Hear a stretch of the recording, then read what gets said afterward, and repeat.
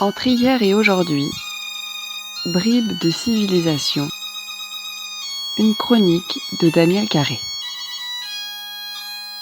Chronique numéro 23. Des maths, bonjour. Manentreu, vous allez bien? Alors, vous y avez goûté à la bouillie d'avoine? On en trouve maintenant dans certains magasins. Ah oui, le goût n'est pas tout à fait celui de celle d'autrefois, mais on peut s'en satisfaire. Et puis, n'est-ce pas, ne bavé ou diabar zer, anim vagi pebler. Quiconque se satisfait de pain sec, jamais de faim ne mourra. Du pain, bara. Rien ne remplace le pain. Pain de seigle surtout. Bara segal.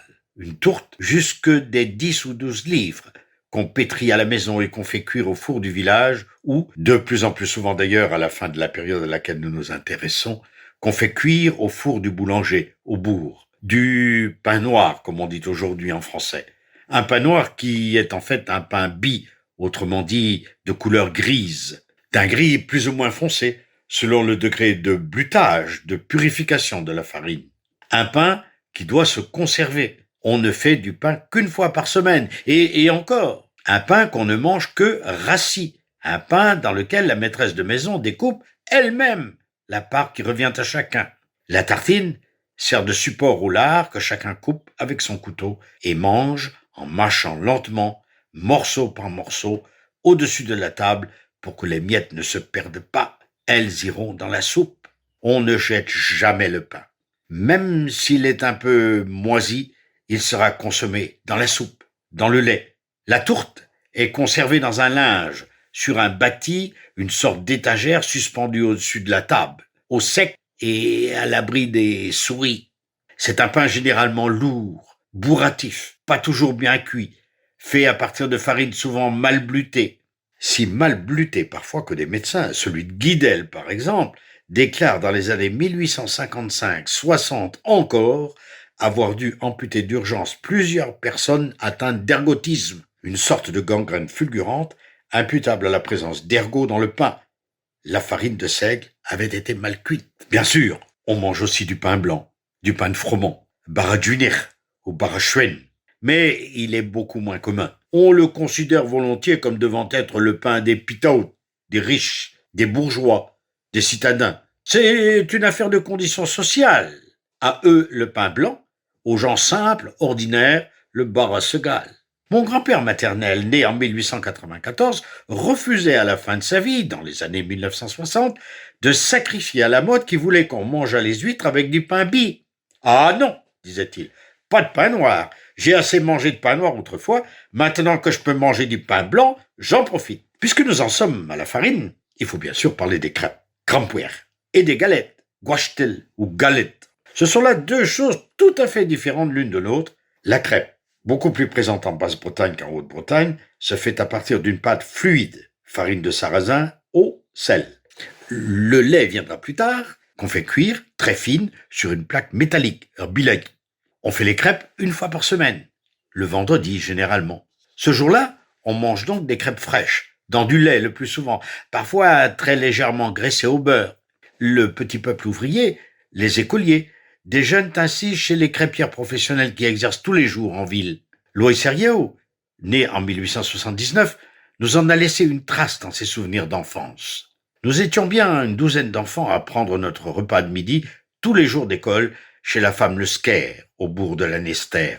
Tous les jours, le même menu. Une crêpe, dans une petite écuellée de lait caillé qu'elle avait mise à tiédir auprès de ses plaques, et puis ensuite un couple de crêpes, que ceux qui avaient des vaches graissaient avec une noix de beurre apportée de la maison. Les crêpes doivent absolument se conserver. Il en va de la sécurité alimentaire du foyer.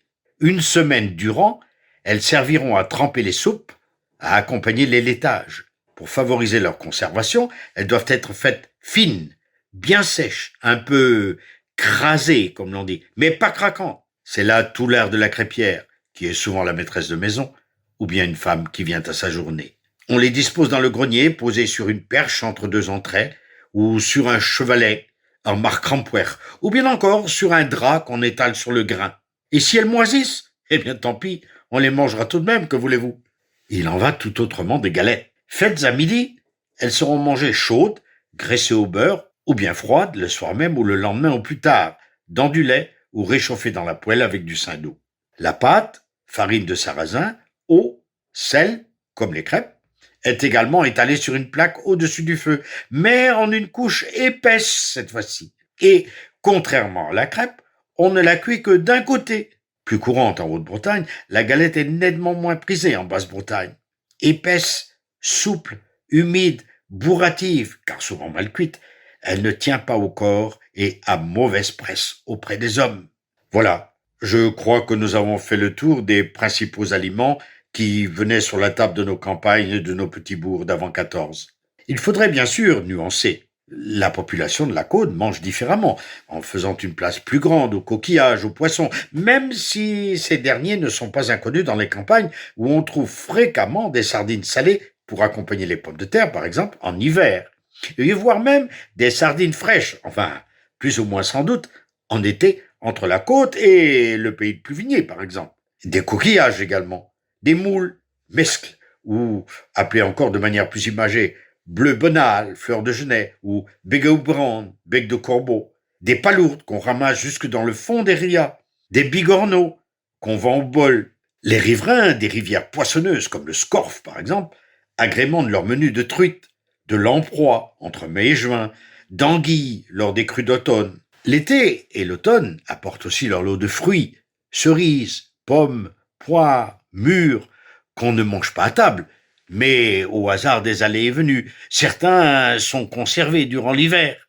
Peu de noix, mais beaucoup de châtaignes entre octobre et le nouvel an. Grillées, mais surtout cuites à l'eau. Kishtin paret, qu'on mange ensuite dans du lait. Si la viande de porc, chigmoch, qu'on conserve dans le sel du charnier, devient de plus en plus présente sur les tables, la viande douce, le bœuf, le veau, sont des choses nettement plus occasionnelles. On n'élève pas de lapins domestiques. Le gibier chassé ou braconné est généralement vendu dans les bonnes maisons.